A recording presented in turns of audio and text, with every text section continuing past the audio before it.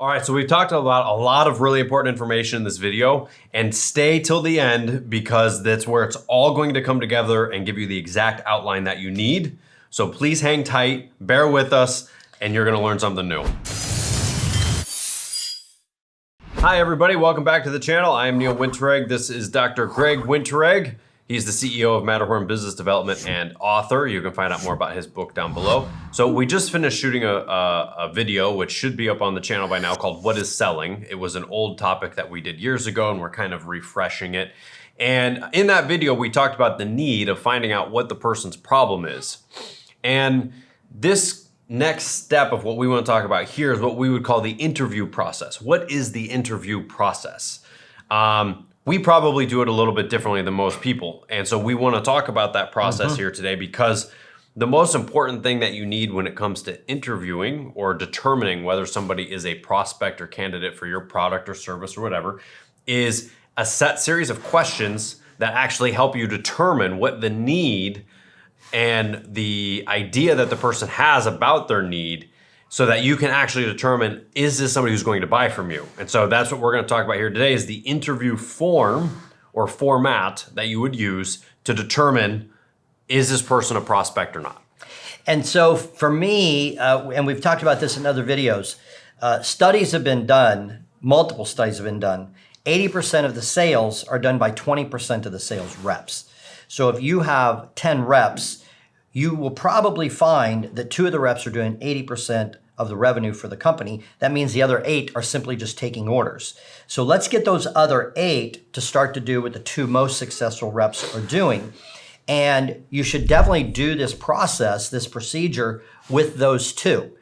And so when Neil came on board at the management company, he was 16 years old and he was selling an evening seminar that I was going to do in New York or Chicago or wherever.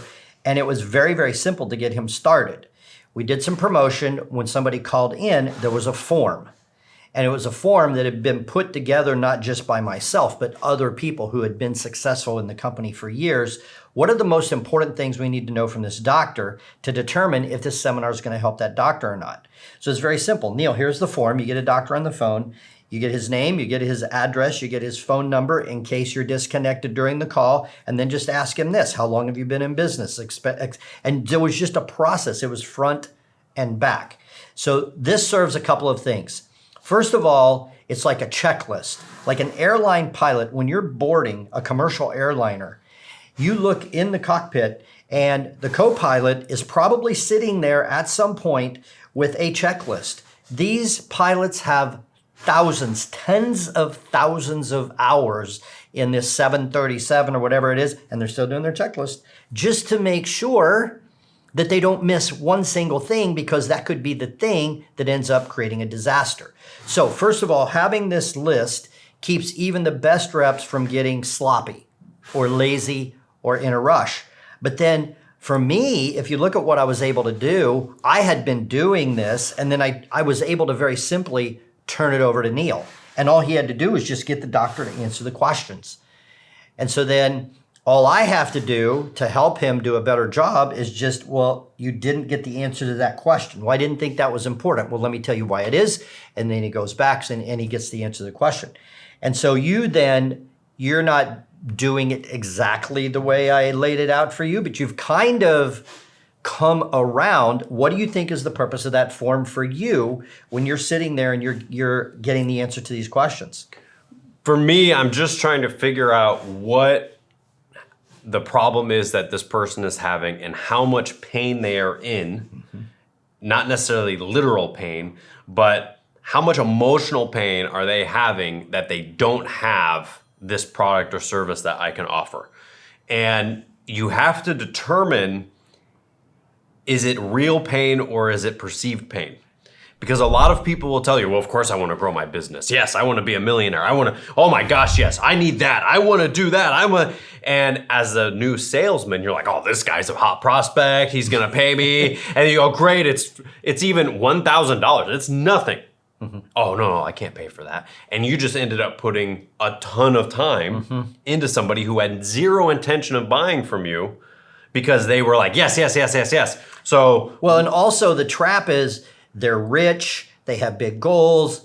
They're thinking large. They want to expand, they want a Ferrari. And so you can get all excited that you've got this qualified prospect. I don't care how much money they have.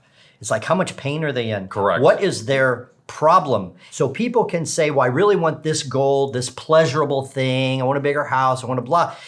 Okay, that's fine. And you can use that as a motivation. But we have both found over the years, if somebody is in pain, they're losing sleep. It's stressing their marriage. They're losing intestinal lining. We're looking for the pain. And so that is critical. People will run after a pleasurable goal, but they will run a lot faster if they're trying to get away from pain. Yeah, and I think the number one question that you have to ask yourself is, so what is it that you're concerned about that you need X, Y, and Z product? Or what's your biggest fear in business? What's the biggest stop that you're having in business if you're a business-to-business consultant? If you're selling a product, then it would be a question about why they need or want that product. For instance, I have another company that I have. I have a couple of different things that I do. And so when somebody says, yeah, I want to know more about that, I go, yeah, sure, I can tell you all about that. But what's your concern right now? Well, what do you mean? I'm like, well, why do you feel like you need to have more information about this? What are you concerned with relation to the current scene with X, Y, and Z? And I get people to start talking, oh, well, this and that and blah, blah, blah. And then I start gauging, okay, good. Now I got somebody here, So I'm figuring out when they first call me, it's great for somebody to say, yeah, tell me more about that. But it's like, well, why do they want to know about that? And then when they tell me that concern or that problem or what it is, I'd ask a follow-up question. Let's say it's about health. Somebody says, yes, I want to know more about that. Well, why? X, Y, and Z. It'd say, great. As a result of X, Y, and Z, are you having health problems or worries? Well, yes. Now, all of a sudden, you start finding out more and more details about what the person's concern is. And so my interview form varies from business to business that I work in.